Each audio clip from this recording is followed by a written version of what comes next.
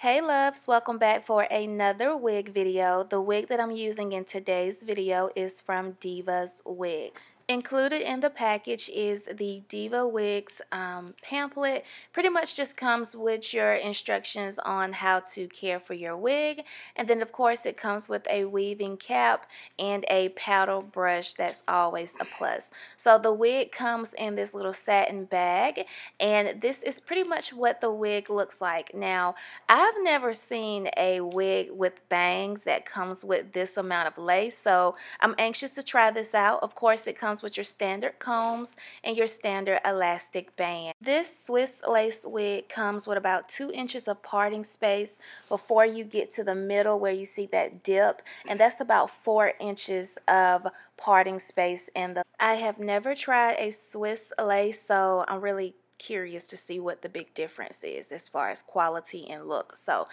And now only thing I'm doing is cutting the lace, and I just cut the lace straight across. No need to be, precise or anything like that because this wig comes with a bang.